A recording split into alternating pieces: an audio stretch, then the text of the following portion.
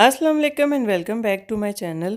आज मैं कुन्ना गोश्त बना रही हूँ, मटन के साथ बनाने जा रही हूँ मैं। वैसे आप इसको बीफ के साथ भी बना सकते हैं, लेकिन असल जो टेस्ट आता है इसका मटन के साथ ही आता है। बहुत ही इजी और आसान सी तरकीब है इसकी, तो मैं आपको स्टेप बाय स्टेप सारा डिटेल के साथ बताऊँगी। वीडियो को एंड तक लाजमी देखिएगा।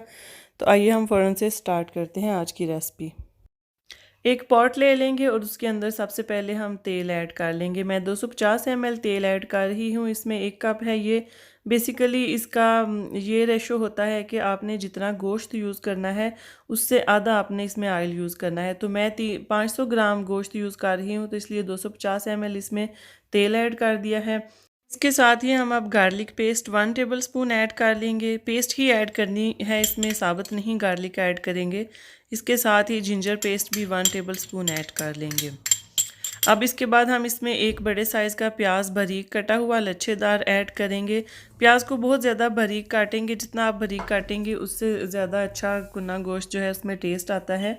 तो कटिंग पे बहुत ज़्यादा डिपेंड करता है। अब इसके साथ ही हम इसमें मीट ऐड कर लेंगे। मटन है मेरे पास 600 ग्राम, तो इसको मैंने अच्छी तरह से वॉश कर लिया हुआ है और ड्राई कर लिया हुआ है। ये ऐड कर देंगे।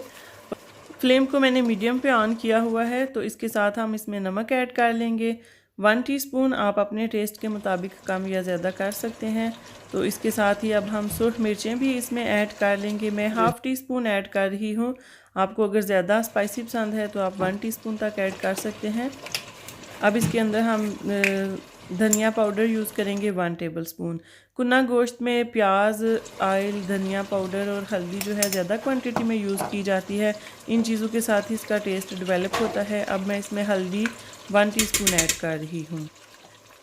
तो ये सारे मसाले ऐड करने के बाद अब हम इसमें पानी ऐड कर देंगे। गोश्त को भूनने की ज़रूरत नहीं होती है। इसमें आपको कोई भी गोश्त की स्मेल नहीं आएगी। जब ये इन सारे मसालों के साथ कुक होगा, जब मीट गल जाएगा तो इसकी स्मेल खुद ब खुद ही ख़त्म हो जाती है। तो ये टेंशन लेने की बात नहीं है कि इसमें स्मेल आएगी, हमने इसको भूना नहीं है तो क्या होगा। तो इसमें जितने मसाले हमने ऐड करने थे सारे ऐड कर दिए हैं बारी बारी। अब हम इसको मिक्स भी नहीं करेंगे। इसी तरह इसमें पानी ऐड कर लेंगे 1 लीटर के करीब, ताकि मटन अच्छी तरह से गल जाए और इसमें शोरबा भी बाकी बच जाए। इसको हमने स्लो कुक करना है, तकरीबन 40 से 50 मिनट तक कुक करेंगे। वैसे गोश्त जो है वो तो 15 से 20 मिनट में गल जाता है, लेकिन हमने इसको 40 से 50 मिनट तक लो फ्लेम पर कुक करना है, ताकि गोश्त के सारे जूसेस जो हैं वो शोरबे में आ जाएं और इसका बहुत अच्छा टेस्ट डेवलप होता है। अब हम इसको कवर कर देंगे और कुक होने देंगे। पहले 10 मिनट हम इसको मीडियम फ्लेम पर कुक होने देंगे और फिर उसके बाद जब ये बॉयल होना स्टार्ट हो जाएगा तो हम फ्लेम को लो कर देंगे और 40 से 50 मिनट तक हम इसको कुक होने देंगे। बीच बीच में हम कभी कभी चम्मच हिला सकते हैं, लेकिन पहले 10 मिनट तक हम चम्मच नहीं हिलाएंगे। तो उसके बाद हम एक दफ़ा जो है 10 मिनट के बाद इसको मिक्स कर देंगे, चम्मच चला देंगे, फिर लो फ्लेम पे हम इसको कुक होने के लिए छोड़ देंगे। तो इसी तरह से अब 40 से 50 मिनट तक हम इसको कुक होने देंगे। 10 मिनट गुजर चुके हुए हैं, तो मज़ीद हाफ़ आवर के बाद हम इसको चेक कर लेंगे कि क्या कंडीशन है इसकी। तो बहुत ही आसान सी रेसिपी होती है, इसको पास खड़े होकर कुक नहीं करना पड़ता, इजी है इसको। अब 40 से 50 मिनट गुजर चुके हैं, हम इसको देख लेते हैं। ये कंडीशन है इसकी। मटन अच्छी तरह से गल चुका हुआ है और इसका शोरबा भी बाहर निकल आया हुआ है। आप ऑयल भी देख सकते हैं कि ऊपर आ चुका हुआ है। इसका मतलब है कि ये बहुत अच्छी तरह से कुक हो चुका हुआ है।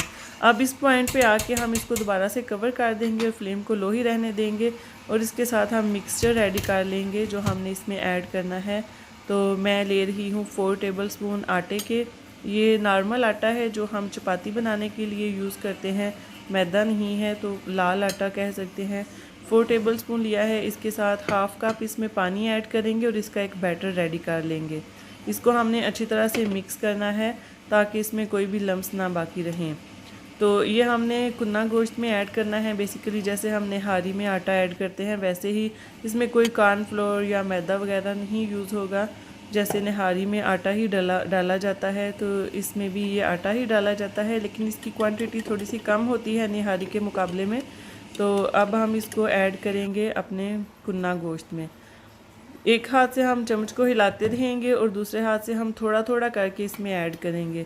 सारा नहीं एकदम से ऐड कर देना, तो थोड़ा थोड़ा करके ऐड करेंगे। जहाँ पे हमें लगा कि इसकी क्वांटिटी जो है बिल्कुल ठीक हो चुकी है, गाढ़ा पानी इसमें आ चुका है जितना चाहिए, तो वहाँ पे हम इसको स्टॉप कर देंगे। एक दफ़ा से दोबारा मिक्स कर लेंगे ताकि इसमें लम्स ना हों।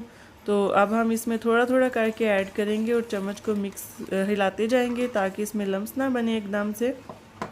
तो मैंने इसमें तकरीबन ये हाफ़ ऐड किया था, तो आप जो है 2 टेबलस्पून तक इसमें कह सकते हैं कि आटा हमने ऐड किया है हाफ़ कप पानी में मिक्स करके। इसको हमने थोड़ा सा थिक करना होता है, निहारी जितना थिक नहीं होता। तो ये वैसे शोरबा ही होता है लेकिन लाइट हल्का सा गाढ़ा होता है। तो ये देखिए आप हो चुका है, बस इतना हमने गाढ़ा करना था, कर लिया है। अब हम इसको दोबारा से कवर करके 5 से 7 मिनट के लिए कुक करेंगे ताकि आटा जो हमने इसमें ऐड किया है वो कुक हो जाए और उसका टेस्ट भी इसमें आ जाए। तो अब इसको कवर कर देंगे और कुक होने देंगे। लेकिन इसके साथ हमने एक और मसाला भी इसमें ऐड करना है, वो भी मैं आपको बता देती हूँ। अभी ही ऐड कर देंगे ताकि उसका टेस्ट भी डेवलप हो जाए इस शोरबे में। तो इसमें हम 1 टीस्पून के करीब साबुत ज़ीरा ऐड करेंगे और इसको हम कवर करके फिर कुक होने के लिए रख देंगे तकरीबन 5 से 7 मिनट के लिए। तो इन 5 मिनट में इसको हम दम वाली फ्लेम पे ही कुक करेंगे, बिल्कुल लो फ्लेम पे कुक करेंगे। बेसिकली इसका मकसद ये होगा कि जो हमने आटा ऐड किया है वो कुक हो जाए और ऑयल भी सारा इस तरह से ऊपर आ जाएगा और हमारा कुन्ना गोश्त जो है फिर रेडी हो जाएगा। अब हम इसको 5 मिनट के बाद खोल के चेक करेंगे। 5 से 6 मिनट हो चुके हैं। ये कुन्ना गोश्त की आप कंडीशन देख सकते हैं कि ऑयल सारा ऊपर आ चुका हुआ है।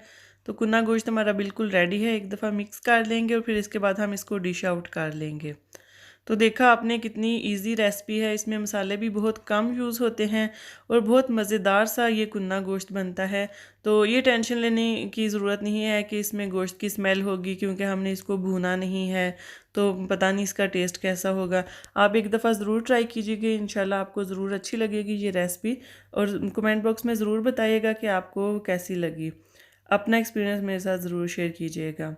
मेरे चैनल को भी ज़रूर सब्सक्राइब कर लें, साथ में बेल आइकन का बटन भी प्रेस कर लें ताकि लेटेस्ट वीडियोस के नोटिफिकेशन आपको मिलते रहें और आप वीडियोस देखते रहें।